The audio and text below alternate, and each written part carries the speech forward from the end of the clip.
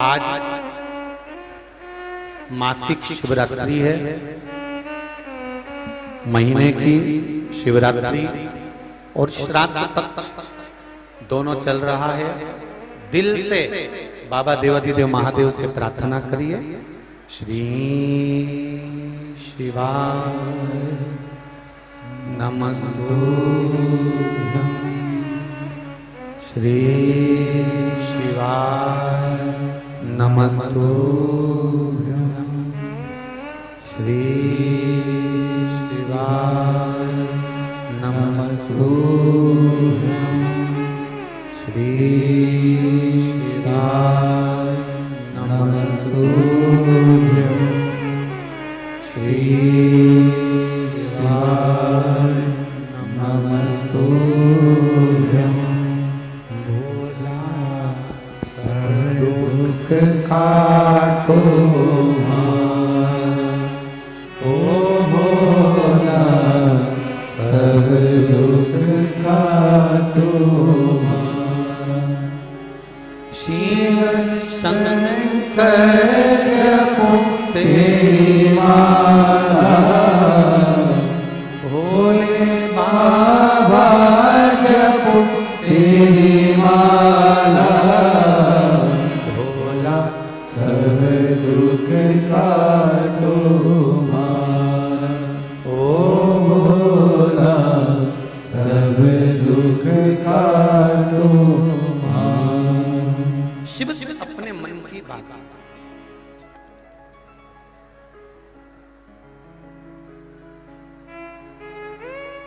कल यहां से जाते समय किसी ने एक लेटर पकड़ाया। उस पत्र में एक प्रश्न लिखा था, गुरुजी आप जब भी मंत्र बुलवाते हो तो सबसे कहते हो आराम से नीचे बैठो और बैठ कर फिर मंत्र का जाप करो। तो क्या खड़े खड़े जाप करेंगे तो क्या मंत्र का फायदा नहीं मिलेगा? एक तो अशोकनगर वाले प्रश्न भी ऐसा करते हैं, भारी भारी। अगर मान लो हम खड़े और खड़े होकर अगर हम जाप करें तो उसका फायदा नहीं होगा। तो जिसने प्रश्न किया था उसके लिए एक निवेदन है कि अशोकनगर में बहुत सारी पोया समोसा की होटल है, तुम जाके देखना कि समोसे तो वो ऐसे ही ट्रे में तल के डाल देता है, पर जो पोहा बनाता है ना उस पोहे को बनाकर वो एक भगोना होता है ना, तवेला, उस तवेले में पानी गर्म कर कर उसके ऊपर पोहा रख देता है। पोहा उस तवेले के ऊपर क्यों रखता है? बोलो रे, जम के बोलो जरा। पोहा गरम बना रहे, इसीलिए हम आपसे कहते हैं कि पोहे को इधर उधर नहीं रखना, गरम पानी के भगोने पर रखा तो शाम तक गरम रहेगा। और बैठ कर जाप किया तो तब साधना का फल 4 गुना प्राप्त हो जाता, उसका बल तो मिलता है। अब तुम केवल समोसा होते तो तुमको ट्रे में पटक देते कि तुम जा खड़े हो, खड़े रहो। पर पोहा पानी जो गर्म होता है उसके भगोने पर रखा जाता है जिससे पोहा गर्म रहे शाम तक। इसलिए सनातन हिंदू धर्म में, सनातन धर्म में आसन लगाकर बैठने का नियम है कि आसन लगाकर बैठोगे तो समझो कि ये इससे तप बल बढ़ रहा है, इससे जो प्राप्त हो रहा है उससे एक सुख का अनुभव होगा, एक आनंद का अनुभव।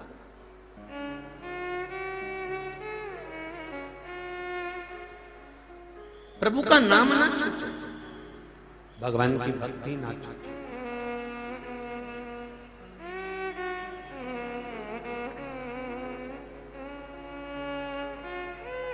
आसन की कितनी महत्वता है। शिव महापुराण की कथा में लिखा है, और यदि आप स्कंद पुराण पढ़ेंगे और कुन्म पुराण पढ़ेंगे या ब्रह्म वैवर्त पुराण पढ़ेंगे तो उसमें भी मिलता है कि आसन लगाकर बैठकर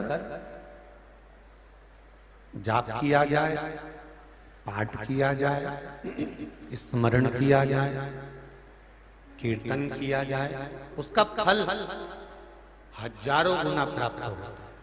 हजार। हम तो इस पंडाल के बाहर और जितने लोग इस पंडालों में बैठे हैं और पंडाल के बाहर जितने लोग भी खड़े भी हैं, तो हम तो उनसे भी कहेंगे, शिव पुराण में आए हो, जहां तक बैठने की व्यवस्था हो, अगर जमीन भी मिले, क्योंकि जमीन भी शिव पुराण की साधारण नहीं, कंकर शंकर की भूमि है, जमीन भी मिले तो 5 मिनट बैठकर कथा सुनकर फिर जाए। खड़े खड़े चप्पल पहन के मत निकल जाए। 5 मिनट बैठो पर बैठो, कथा का स्मरण करो। मैंने तेरे ही भरोसे, ओ बाबा तेरे ही भरोसे, हवा में उड़ती जावांगे बाबा, डोर हथु छठी नामय करती जावांगी, भोले मैं तेरी पतन, शंभो मैं तेरी पतन। उसका स्मरण करना।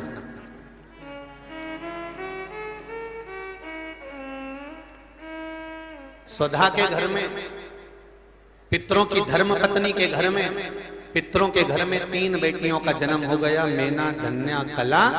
इन तीनों को सनकादि ऋषि का श्राप लग गया कि तुम मृत्यु लोक में जन्म लोगी, पृथ्वी पर जाओगी। इन्होंने संतों के चरण को पकड़ लिया, क्षमा मांग ली, तो संतों ने आशीर्वाद दे दिया कि तुम तीनों के गोद में 3 बेटियां खेलेंगी जो जगत का कल्याण करेंगी, जगत का उद्धार।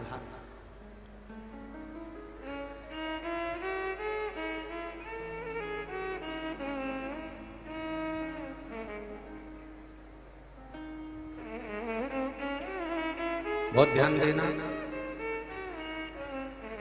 21,600 श्वास में से थोड़ी बहुत श्वास ऐसी होती होगी जिसमें तुम भगवान का भजन करते। 21,600 श्वास में से आधी श्वास तो तुम्हारी सोने में निकल जाती है,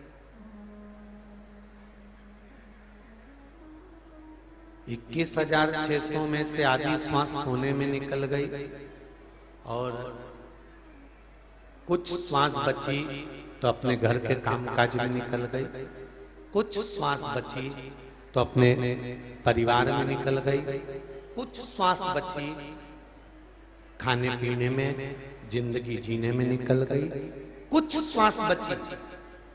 उस श्वास का सदुपयोग वही हुआ जो तुमने भगवान की भक्ति में लगाया, जो तुमने कीर्तन में लगाया।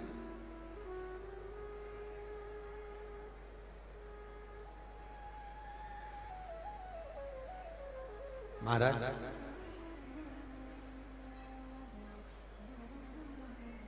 गाय के पीछे बछड़ा चलता है। बोलो किस किसने देखा है? जम के हाथ बोलो जल्दी से, हाथ उठा के। गाय के पीछे बछड़ा चलता है, ये निश्चित है। गाय के पीछे बछड़ा चलता है, पति के पीछे पत्नी चलती है, कभी कभी पत्नी के पीछे पति चलता है। और एक बात का स्मरण रखना, जो शंकर जी का भक्त होता है, भक्त के पीछे मेरा महादेव चलता है, ये निश्चित है। अगर गाय के पीछे बछड़ा चलता है, पति के पीछे पत्नी चलती है, तो भक्त के पीछे महादेव चलता है, ये निश्चित है कि वो चलता है। बस केवल एक भक्त का भाव होना चाहिए कि शंकर भगवान को मैं 1 लोटा जल चढ़ा रहा हूं, शिव जी को 1 लोटा जल समर्पित कर रहा हूं, शंकर भगवान को 1 बेलपत्री चढ़ा रहा हूं, शंकर भगवान को 1 चावल का दाना। उसका दिल, उसका हृदय, उसकी चित्त, उसकी वृत्ति, उसका मन शिव के प्रति जागरूक हो, दिखावे के लिए नहीं।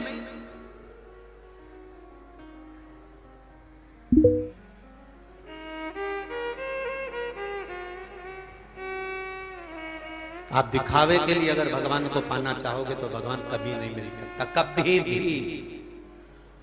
आप कितना ही प्रयास कर लो परमात्मा नहीं मिलेगा। हाँ, अगर निर्मल मन सोमो ही पावा, अगर आपका मन साफ है, निर्मल है, आपके भीतर कपट नहीं, छल नहीं, बेईमानी नहीं, प्रपंच नहीं, तो भगवान मिलेगा निश्चित। उसको पाने के लिए बहुत सहज स्वभाव।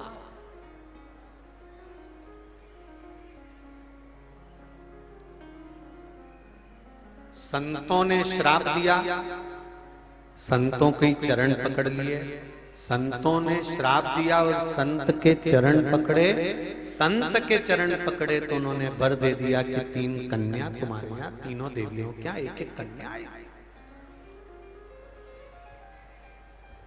इसको कहते सामंजस्य बनाना।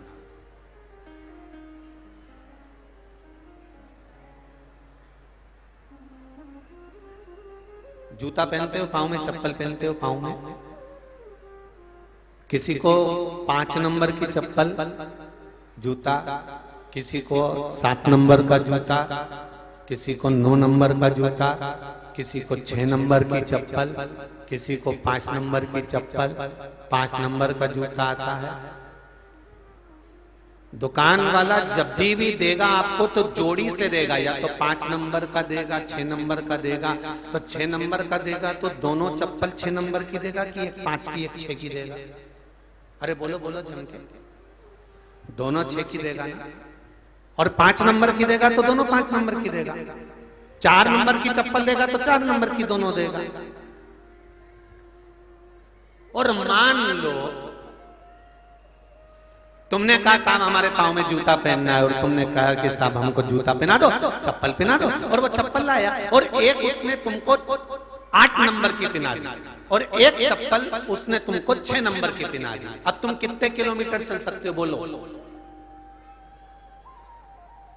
6 नंबर की चप्पल, 8 नंबर की चप्पल, 6 नंबर का जूता, 8 नंबर का जूता, एक पाँव में 6 नंबर का पहन लिया, एक पाँव में 8 नंबर का पहन लिया। जब दोनों के नंबर अलग अलग हैं, दोनों का नंबर मैच ही नहीं खा रहा, तो तुम 2 किलोमीटर भी सही से नहीं चल सकते। शिव महापुराण की कथा कहती है कि चप्पल भी 1 नंबर की होना चाहिए तो आप कई किलोमीटर तक चल सकते हो, पाँव में छाला नहीं आएगा। उसी तरह घर में पति पत्नी का नंबर भी एक ही होना चाहिए, दोनों एक दूसरे के प्रति समर्पित होना चाहिए, तो कई किलोमीटर तक चल जाओ।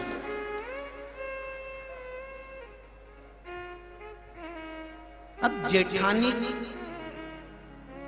का पावर बढ़ रहा है 8 नंबर पर, देवरानी का पावर बढ़ रहा है 7 नंबर पर। अब परिवार वाले इनमें समाजस बिठा रहे, दोनों एक साथ रहना बेटा, सास आशीर्वाद दे रही दोनों साथ में रहना बेटा, ससुर आशीर्वाद दे रहे दोनों बहुएं साथ में रहना बेटा। तो देखो तो सही कि कैसे इनको बिठाया जाए एक जगह। ये बिना अगर 8 नंबर 7 नंबर 6 नंबर 5 नंबर बदल बदल कर जूता पहनोगे तो 2 किलोमीटर नहीं चल सकते। दोनों का बराबर भाव होना चाहिए। पति जितना पत्नी के प्रति समर्पित हो, पत्नी उतनी पति के प्रति समर्पित होना चाहिए, तो कई किलोमीटर तक की यात्रा हो सकती, कई किलोमीटर। एक भाई दूसरे भाई पर जितना समर्पित है उतना एक भाई दूसरे भाई पर समर्पित हो, कई किलोमीटर की यात्रा हो सकती है। बचपन जवानी अधेड़ी कितनी निकल जाएगी। और अगर समर्पण पूरा नहीं है, एक भाई ने पूरा समर्पण करा और दूसरा समर्पित होने को तैयार नहीं है, तो समझ लो एक जूता 8 नंबर का है और एक जूता 6 नंबर का है, 2-4 किलोमीटर से ज्यादा नहीं चल पाओगे। बचपन जवानी अधेड़ी तक झेलोगे, ज्यादा होगा तो थोड़ा और निकाल लोगे, पर अंत तक नहीं चल सकते। दोनों का लेवल बराबर होना चाहिए। परिवार में तुम्हारे जितने सदस्य रह रहे हैं, सास रह रही है, ससुर रह रहा है, बेटे रह रहे हैं, बहुएं रह रही हैं, पोता पोती नाती पंती जितने भी घर में रह रहे हैं, इन सब से निवेदन है कि सब बराबर का समर्पण रखिए। अगर जेठानी जितना समर्पण देवरानी पर रखे, देवरानी उतना समर्पण जेठानी पर रखे, बड़ा भाई जितना रखे छोटा उतना रखे, दोनों का समर्पण बराबर चलेगा। तो ये जिंदगी पार उतर जाएगी। कोई विवाद नहीं, कोई क्लेश नहीं, कोई विवाद नहीं।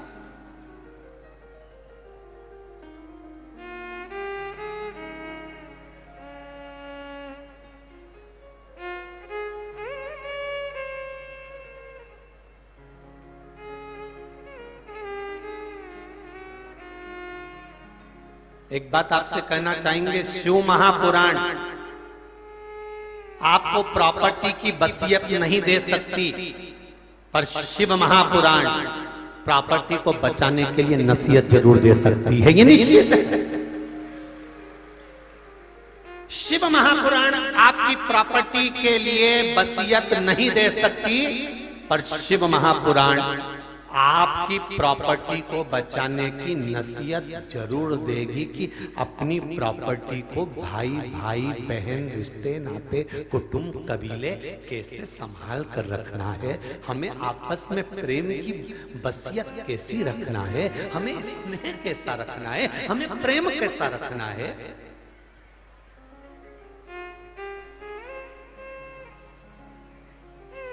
अशोकनगर वालों से एक प्रश्न पूछना है, पूछ लूं क्या? अरे बोले तो जम के उत्तर दे दोगे? ठीक है, उत्तर देना। दो व्यक्ति पानी में डूब रहे हैं, गहरे पानी में डूब रहे हैं दो व्यक्ति। एक वो डूब रहा है जिसको तुम प्यार करते हो, और एक वो डूब रहा है जो तुम्हें प्यार करता है। तुम किसको बचाओ?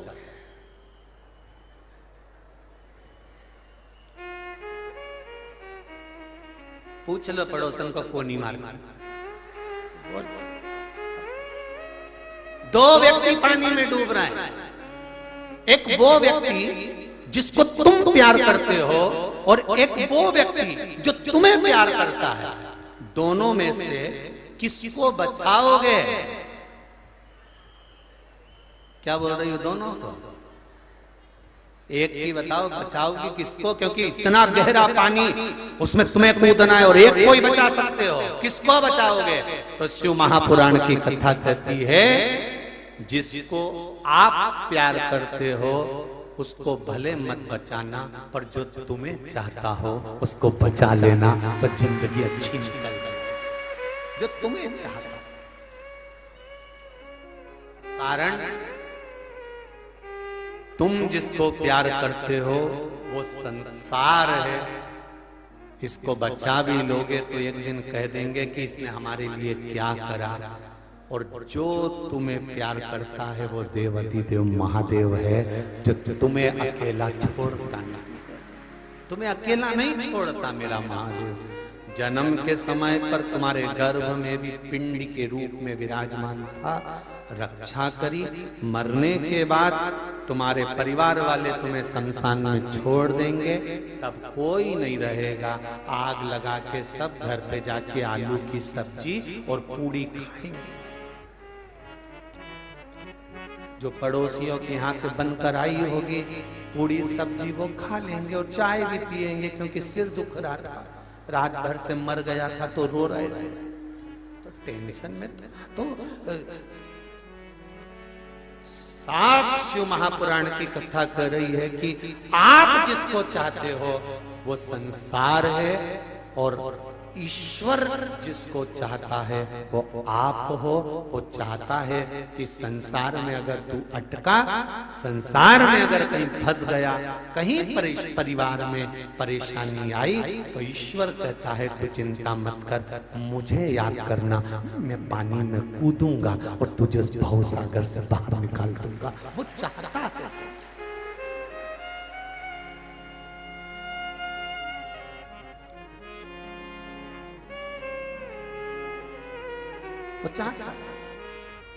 हम तेरी दुनिया में आकर खो गए, हम तेरी दुनिया में आकर खो गए,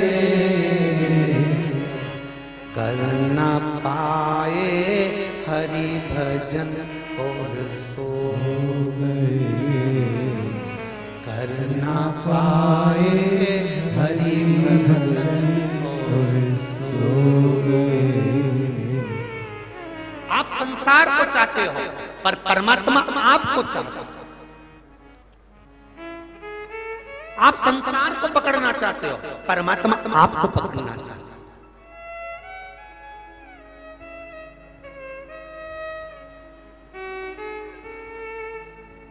क्या है शिव पुराण में, क्या है शंकर की कथा में, क्या शिव महापुराण में है? पूरे अशोक नगर में चर्चा का विषय है कि ये शिव पुराण में ऐसा है क्या, जिसे देखो 2-2 किलोमीटर गाड़ी रोक दी, वहां से पैदल चले जा रहे अपने अपने बच्चे, उनको बच्चों को साथ लेकर।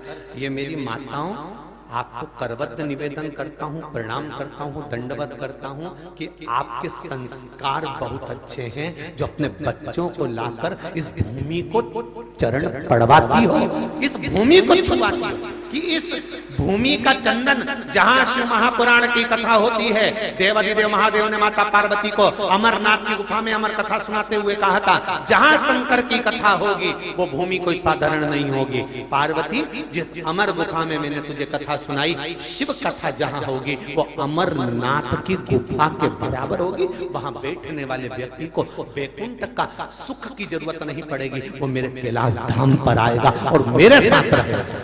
साधारण नहीं हो सकता शिव तत्व।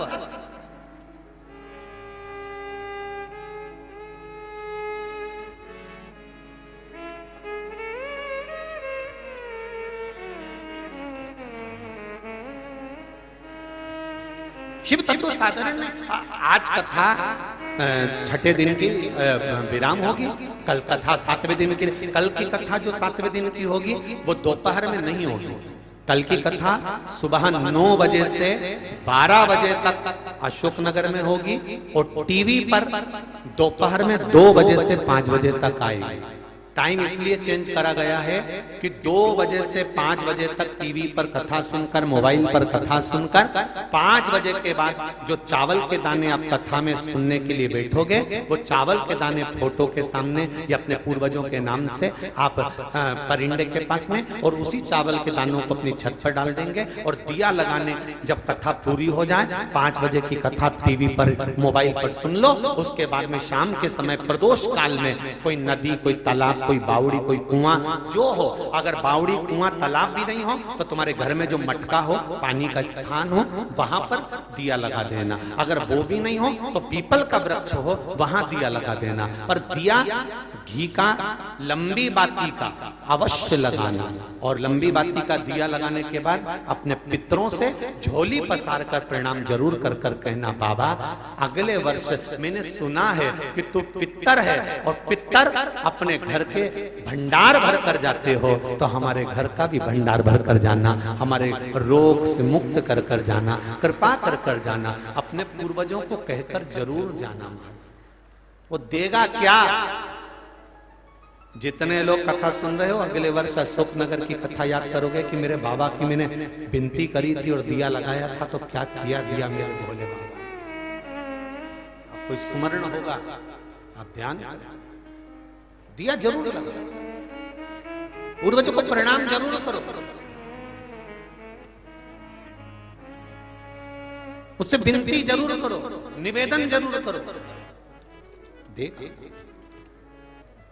परिवार में समाजस बना रहे, नंबर 1 होना चाहिए, सबका बराबर चलता रहे, ये भाव। तो यहाँ सनकादि ऋषियों ने श्राप भी दिया, सनकादि ऋषियों ने आशीर्वाद भी दिया। तीनों कन्या रोती रोती अपनी मां सुधा के पास पहुंच गई।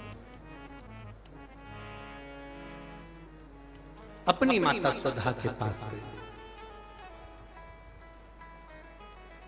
यदि विश्वास, भरोसा प्रबल है तो वो मिलता जरूर। सुधा के पास गई, आंख में आंसू आ गए, तीनों रोने लगी। सुधा ने पूछा, मां ने पूछा, बेटा हुआ क्या? बेटा हुआ क्या है, बोलो, तुम क्यों रो रही हो तीनों?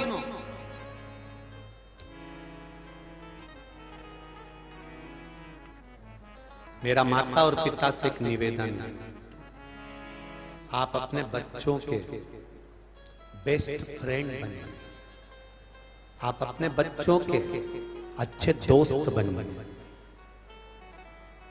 जिस माता पिता के बच्चों से अच्छी दोस्ती नहीं होती माता पिता की, वो बच्चे अपने माँ बाप से बहुत सारी बातें छुपा छुपा कर रखते हैं और फिर अंत बहुत बुरा हो जाता है, अंत बहुत बुरा हो जाता है। आप अपने बच्चों के बेस्ट फ्रेंड बनो। बच्चे का चेहरा उतरा है, तुरंत जाकर पूछ लो, बेटा क्या हुआ बाबू, हुआ क्या तेरे को, क्या हो क्या गया, क्या हो गया, तेरा चेहरा क्यों उतरा, क्या हुआ, तुरंत पूछो। बेटा खुश है, बच्चों से तुरंत पूछो, बेटा क्या हुआ, इतनी प्रसन्नता क्यों है। एक दोस्त जो होता है, बच्चे जब बड़े हो जाएं तो उससे दोस्ती जैसा व्यवहार करें, वो आपको सब बता देगा। और मेरा बेटियों से निवेदन है और घर के बेटों से निवेदन है, मेरा बहुओं से भी निवेदन है, अगर कोई बात आपकी बुद्धि में, आपकी चित्त में, आपके मन में अगर आ रही है तो अपने घर के माता पिता से उस बात को शेयर जरूर करो, अपने माता पिता से वो बात जरूर कहो। दुख भी है ना तो माता पिता कुछ भी कर कर उस दुख को काटने का प्रयास करेंगे, उस दुख को काटने का प्रयास करेंगे, ये निश्चित है।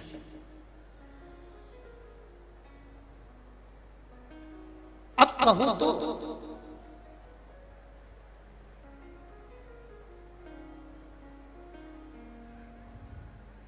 आप भगवान से कहना ही नहीं चाहते, आप घर के माता पिता को कुछ बोलना ही नहीं चाहते।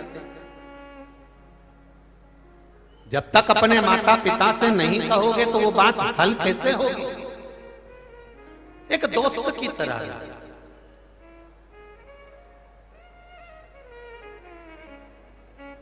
एक बहुत बड़ा वृक्ष, बहुत बड़ा वृक्ष, बड़का पेड़, बट वृक्ष बहुत बड़ा, उसकी लोग पूजन करते हैं, अर्चना करते हैं, आराधना करते हैं, उससे निवेदन करते हैं। बट वृक्ष की पूजन सारा गांव का लोग करता है, उसकी पूजन करते, उसको प्रणाम करते, उसको दंडवत करते, उसको नमन करते। वो बट वृक्ष की जड़ नीचे से खराब होना चालू करी, बट वृक्ष सूखने लगा। सूखने लगा तो गांव के लोग आरी लेकर, कुल्हाड़ी लेकर आ गए और उस बट वृक्ष को काटने लगे। उस बट वृक्ष के पास में एक वृक्ष और लगा था। उस वृक्ष ने बट वृक्ष से कहा कि दादा तुम कितने पुराने वृक्ष हो, तुम्हारी पूजन होती थी, तुम्हें लोग प्रणाम करते थे, लोग तुम्हें नमन करते थे, तुम्हारी परिक्रमा करते थे, लोग तुम्हें पानी चढ़ाते थे, दूध चढ़ाते थे, और देखो संसार कितना बुरा है, तुम सूख गए, तुम्हारा काम खत्म हो गया, तो लोगों ने तुम्हें काट कर रख दिया।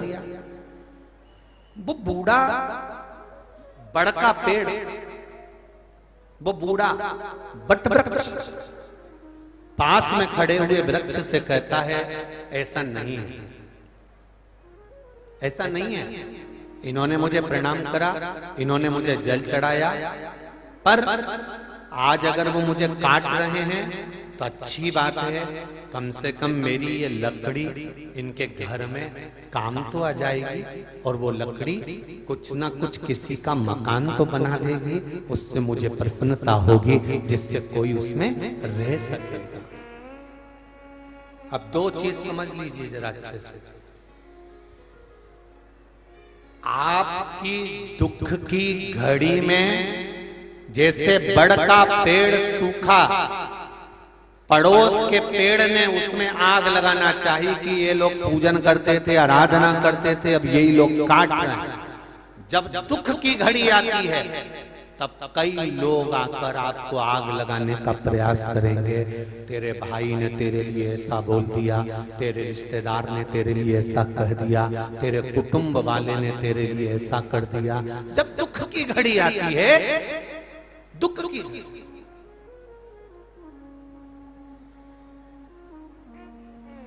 हम कई बार हमने एक बात कही है, आज फिर कह रहे हैं आप लोगों के साथ। हो सकता है कई लोगों को इस बात से बुरा भी लग जाए, पर लग जाए तो लग जाए, उससे कोई फर्क नहीं पड़ता।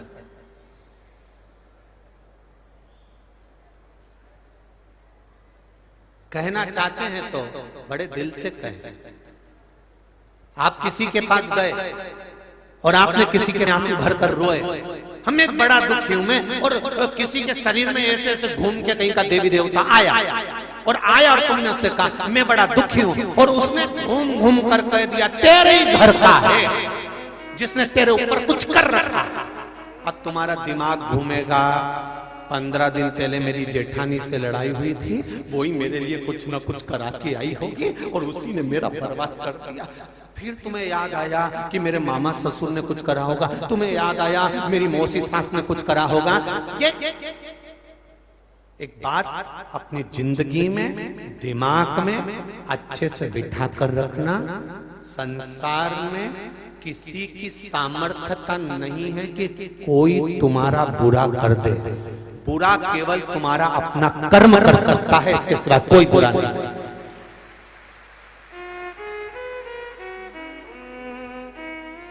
बुरा केवल तुम्हारा कर्म कर सकता है। इसलिए बार बार कथा में कहते हैं मत बुरे कर्म कर वरना पछताएगा, भगवान की आंखों से तू बच नहीं पाएगा, तू बच नहीं पाएगा। संसार में किसी की सामर्थ्यता नहीं है। कोई कहता है इसने जादू कर दिया होगा, कोई कहता है इसने टोना कर दिया होगा, कोई कहता है इसने ये कर दिया होगा। संसार में किसी की सामर्थ्यता नहीं है कि कोई तुम्हारा बुरा कर दे। अगर बुरा करने वाले बैठे होते तो सबसे पहले मोदी या टाटा बिरला या अंबानी कोई निपटा देते। अगर इतनी शक्ति होती, बोलो री जी सही है कि गलत है? संसार में अगर बुरा करने वाले होते तो सबसे पहले ये विद्या करके इसको निपटा दो, और ये विद्या करके उसको निपटा दो। संसार में कोई किसी का बुरा नहीं कर सकता। शिव महापुराण की कथा, शमशान में रहने वाला मेरा भोलेनाथ माता पार्वती से कहते हैं, पार्वती किसी की सामर्थ्यता नहीं कि कोई किसी का बुरा कर दे। बुरा तो केवल उसका किया गया कर्म करता है, और कर्म का भोग तो परमात्मा को भी भोगना पड़ता है। सीता जी ने चिड़िया को कैद में रखा तो उनको कैद में रहना पड़ा। राम जी ने छुपकर बाण छोड़ा सुग्रीव को मारने के लिए, बाली को मारने के लिए। जब छुपकर छोड़ा तब उस समय पर उस बाली को मारने के लिए बाण छोड़ा तो वही बाली ने छुपकर इसको मारा, वही बाली छुपकर इसको। कृष्ण अवतार में छुपकर बाण छोड़े। कर्म का भोग भोगना है। बस ये बुरा भला तो जाने दो कि कौन ने बुरा करा कौन ने भला करा। हाँ एक बात जरूर है, दुनिया के लोग कितना ही कुछ कर लें, आप शंकर की शरण मत छोड़ो। जब एक लोटा पानी रोज शिव जी को चढ़ाने के लिए जाओगे तो 16 साल के बाद अगर वो बच्चे दे सकता है तो क्या हमारे संकट नहीं हल सकता है? उससे एक पत्राया है, देखिए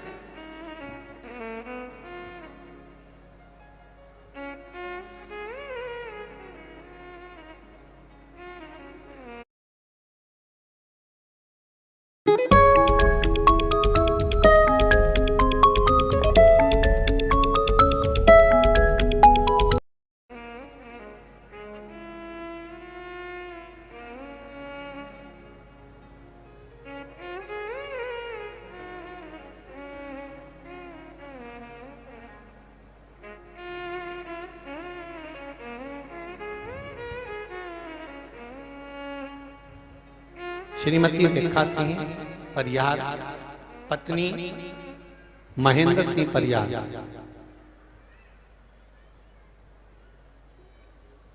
ज्योति शिवपुरी से आई हुई है। कहीं बैठी हो तो हाथ हिला सकते हो, जहां कहीं भी बैठी हो हाथ हिलाइए, दोनों हाथ इस तरह से आप हिला देना जहां कहीं भी बैठे हो।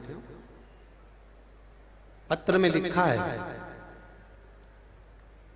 भोले बाबा का क्या मैं बखान करूं गुरुदेव, मेरे पति कभी पूजन पाठ नहीं करते थे, विश्वास नहीं था उनको भगवान पर, उनके मुख से कभी मैंने भगवान का नाम नहीं सुना, पर आस्था चैनल के माध्यम से कथा सुनना प्रारंभ करी और बाबा ने हमारे संकट हरना प्रारंभ करी। गुरुजी, हमारा एक प्रकरण राजस्व विभाग में चल रहा था, लेकिन पटवारी कादिक ने मना कर दिया था कि तुम्हारा यह काम नहीं होगा, चाहे तुम साम दाम दंड भेद कुछ भी लगा लो, ये कार्य नहीं होगा।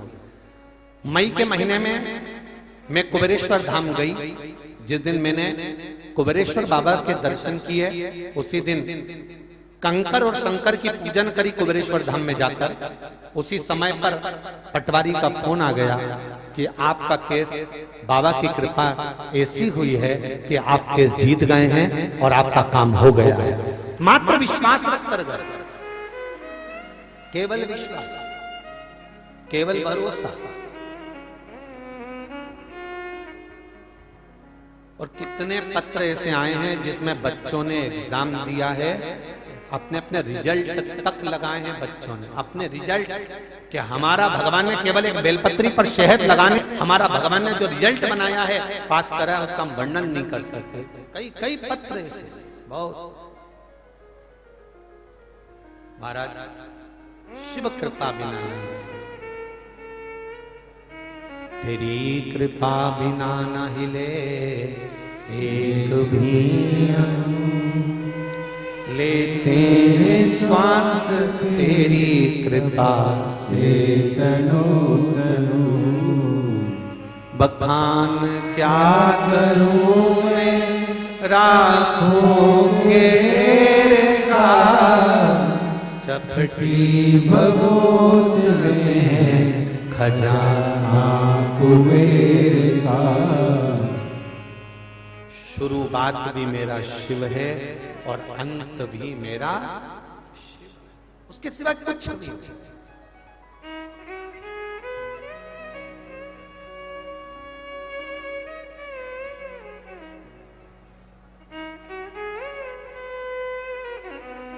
केवल एक शंकर, केवल एक ओघड़ी। बच्चों से मित्रता का भाव रखो।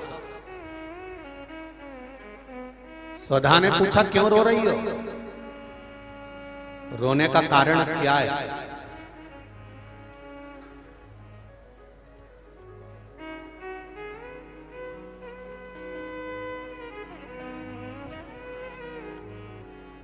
क्या कारण है रोने का?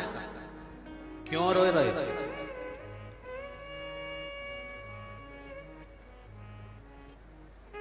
छोटी बेटियों की आंख में आंसू आए तो माँ उसको सहलाकर आराम से पूछे कि तुझे दिक्कत क्या है, क्या तकलीफ हो रही है बेटा? किसी ने कुछ कह दिया है क्या? किसी ने कुछ बोल दिया है क्या?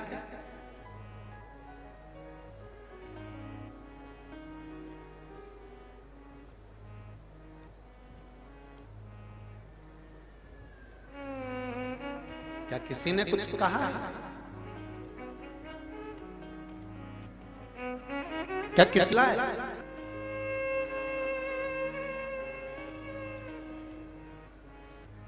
बड़ा विचित्र संसार।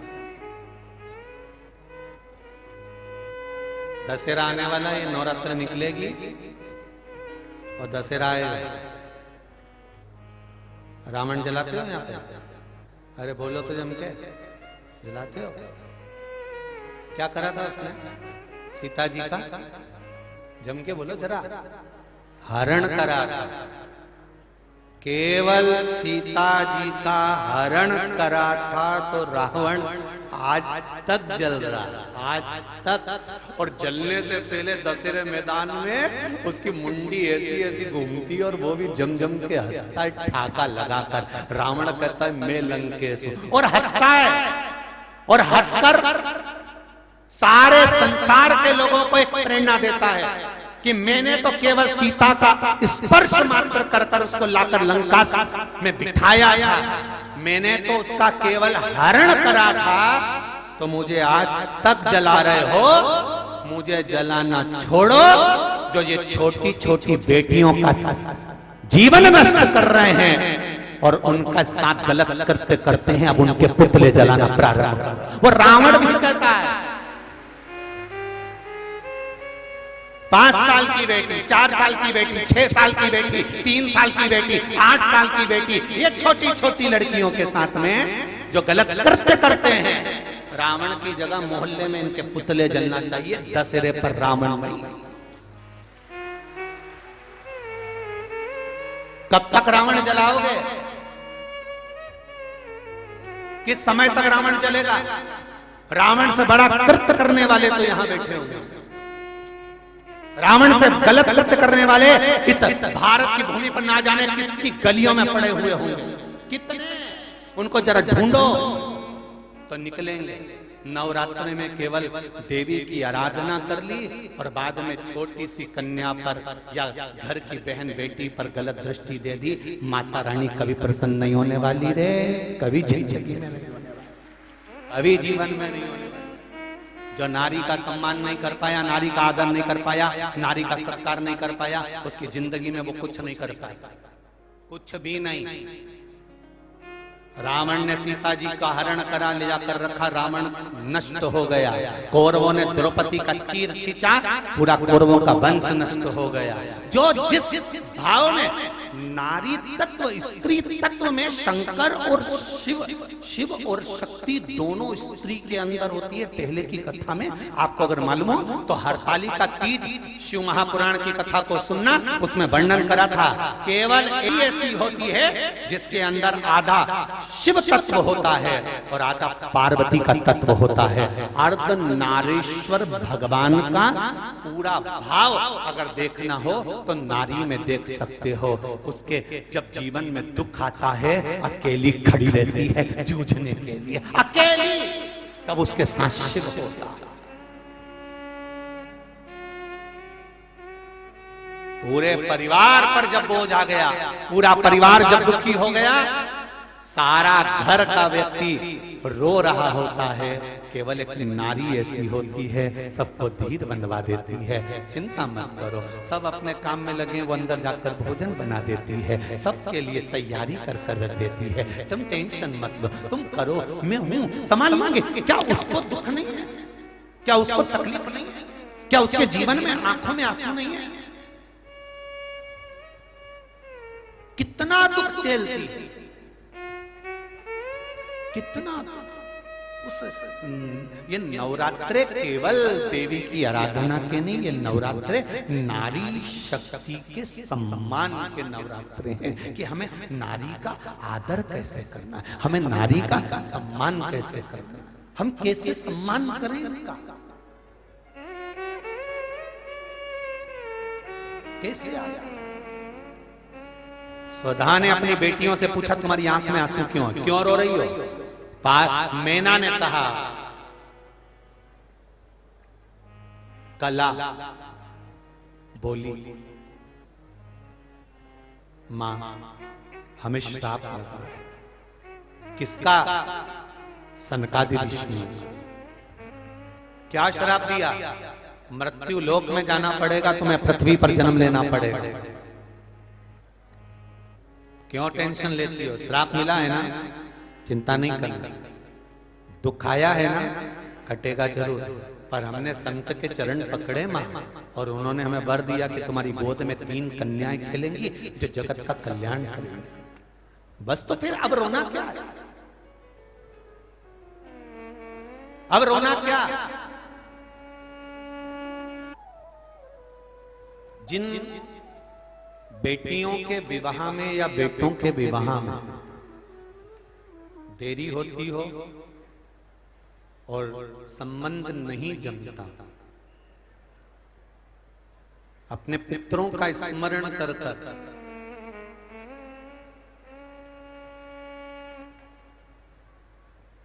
सोमवार की सोमवार शिवलिंग पे जल चढ़ाने से पहले पीठिका पर 7 बार जल घुमाने के बाद शिवलिंग पर अगर चढ़ाया जाए तो उस बेटा बेटी का संबंध 3-4 महीने में बाबा की कृपा से जम ही जाता है। पीठिका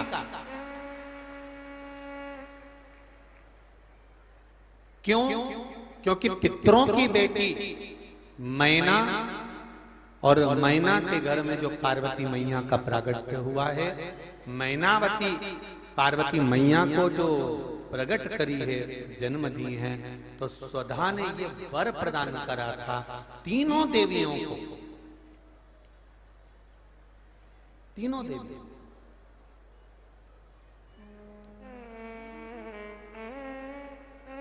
एक बात अच्छे से समझ लीजिए, सनकादि ऋषि ने तो श्राप दिया, श्राप देने के बाद वर दिया कि तुम्हारे यहाँ 3 बेटियां जन्म लेंगी, मृत्युलोक में तुम्हें जाना पड़ा। पर अपनी बेटी को विदा करने से पहले मृत्युलोक में मैना, धन्या, कला, इन 3 बेटियों को मृत्युलोक में भेजने से पहले इनकी माता स्वधा और पितरों ने इनको आशीर्वाद प्रदान करा, इनको आशीर्वाद।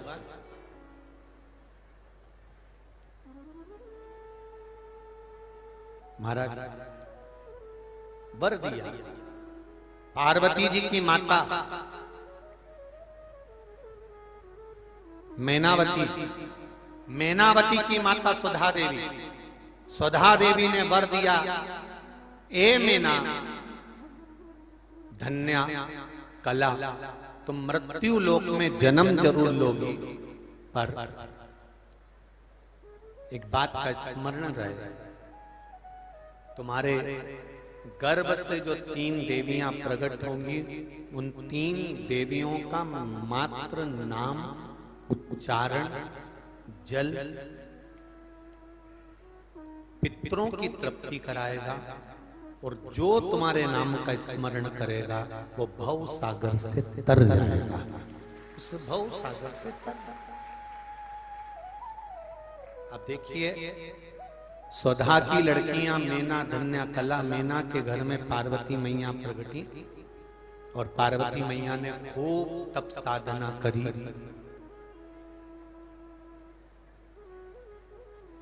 केवल पार्वती जी का ही स्मरण नहीं है, यहाँ पर गंगा जी का भी स्मरण है। गंगा जी का भी स्मरण यहाँ करा गया। जितना तप माता पार्वती जी ने भगवान शंकर को पति बनाने के लिए करा था, उससे दुगना तप माता गंगा ने शंकर भगवान को पति बनाने के लिए करा था, दुगना तप।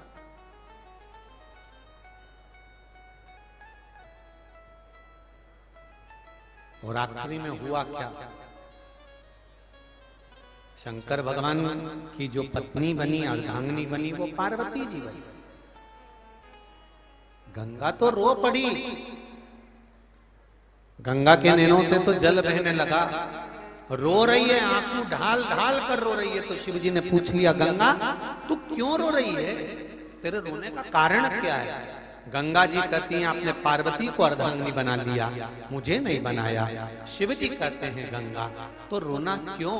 गंगा कहती है, मैंने पार्वती से ज्यादा तप करा, जितना तप माता पार्वती ने करा उससे दुगना तप मैंने करा, जितनी आराधना पार्वती ने करी उससे दुगनी आराधना मैंने करी, जितनी साधना पार्वती ने करी उससे दुगनी साधना मैंने करी। फिर मुझे धर्मपत्नी क्यों नहीं बनाई? परसों की कथा में कहा था, भगवान ने तुम्हारे लिए कुछ अच्छा चुन कर रखा होगा, इसलिए रोना मत ही। अगर कुछ हाथ से चला भी गया तो कुछ अच्छा मिलने वाला होगा, इसलिए भगवान ने वो नहीं, भगवान ने नहीं।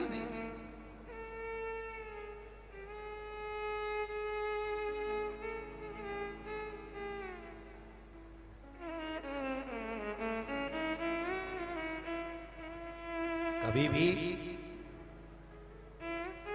यदि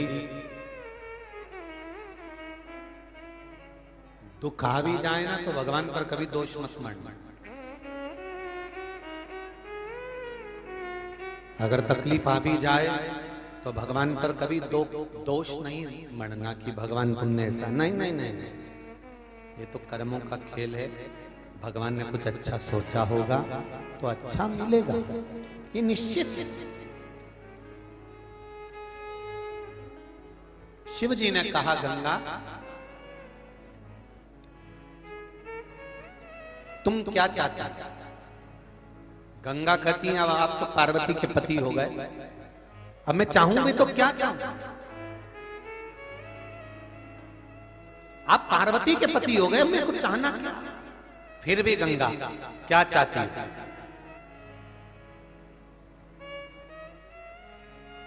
गंगा कहती है आपका और मेरा नाम जुड़ जाए, ऐसा कुछ वर दे दो। शिवजी ने कहा गंगा मैं तुझे वर देता हूं, जो भी गंगा की डुबकी लगाएगा वो तेरा और मेरा नाम साथ में लेगा, हर हर गंगे बोलेगा और उसको आनंद की अनुभूति। हर हर गंगा ने दूसरा वर मांगा, अगर किसी व्यक्ति की अस्थियां मेरे जल में आकर डाली जाए, जितने दिन तक गंगा के जल में किसी व्यक्ति की अस्थियां पड़ी रहेगी उतने दिन तक उसको बैकुंठ का सिंहासन पर बिठाया जाए। ये वर दे दीजिए, ये वर दो। इसीलिए कहते हैं ये भारत की भूमि है। अमेरिका में कोई मरता है तो उसको डेथ कहते हैं, ये मर गया, डेड बॉडी, डेड एक्सपायर हो गए। पर भारत में अगर कहीं का बेवड़ा भी मरता है ना तो उसके नाम के आगे भी लिखा रहता स्वर्गवासी। अब बताओ इतना बड़ा बेवड़ा था, दिन भर पी के पड़ा रहता था, इतना बड़ा पापी, इतना गंदा काम करने वाला, इतना गंदा काम करने वाला भी मरता है तो भारत की भूमि पर उसके नाम के आगे एक्सपायर नहीं लिखा होता, क्या लिखा होता है? स्वर्गवासी। क्यों? क्योंकि ये भारत की भूमि केवल पूरे एशिया में एक ही भूमि ऐसी है भारत की जहां पर पाप करने वाला मरता है तो भी उसको स्वर्ग मिलता है। इसलिए इसका नाम मरने पर लिखा जाता है स्वर्गवासी, एक्सपायर नहीं, डेथ नहीं। कितना भी पाप करने वाला मरा तो भी वो स्वर्गवासी लिखाया, तो भी वो बैकुंठ अधिपति के पद पर बैठने वाला लिखाया।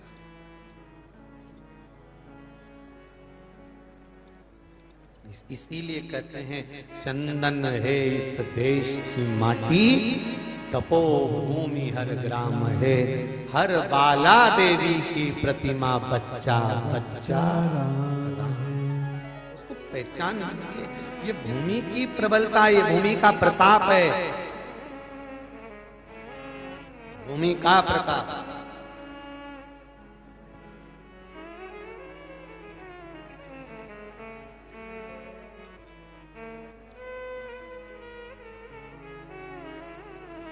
भगवान से प्रार्थना करा करो, कभी कभी शिव जी से कहते रहा करो, अगला जन्म देना तो भारत की भूमि पर देना, और भारत की भूमि पर जन्म देना तो किसी सनातनी के घर में पैदा करना, सनातनी के घर में पैदा करना तो उसके घर में पैदा करना जिसके घर में एक लोटा जल शिव जी को चढ़ाया जाता हो, वहां पैदा। जहां शिव की आराधना होती है, शंकर का गुणगान, शंकर का स्मरण, शंकर की भक्ति, क्योंकि ये बार बार जन्म नहीं देती शंकर की भक्ति। एक बार शिव की आराधना करी फिर अगला जन्म नहीं है, अगला जन्म सीधे मोक्ष है, सीधे मोक्ष। मुक्ति और मोक्ष में अंतर है। मुक्ति का मतलब होता है एक योनि से छूटे दूसरे में पहुंच गए, दूसरे योनि से छूटे तीसरे में पहुंच गए, तीसरे से छूटे चौथे में पहुंच गए। और मोक्ष का मतलब एक जन्म लिया, भजन कर कर निकल गए, उसके बाद कोई जन्म नहीं, कोई जन्म नहीं।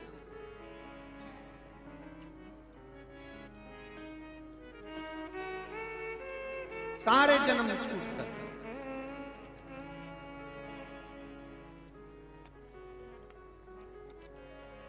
महाराज शिव कथा कह रहा है, शंकर का गुणगान कह रहा है। गंगा ने वर मांगा कि जितने दिन तक मेरे जल में अस्थियां पड़ी रहेगी उतने दिन तक वो जीवात्मा बैकुंठ में पड़ी रहेगी। वर दे दिया। फिर गंगा ने कहा मुझे वर दो कि अगर पार्वती के यहाँ संतान हो तो मेरे यहाँ भी संतान हो। गंगा तेरा और मेरा विवाह नहीं हुआ है तो तेरे यहाँ संतान कैसे होगी? गंगा जी कहती हैं आप शिव हो, जो दुनिया का कोई नहीं कर सकता वो मेरा कंकर और शंकर महादेव कर सकता है। आप कर सकते, जो कोई नहीं करेगा वो आप करो। एक पत्र आया है,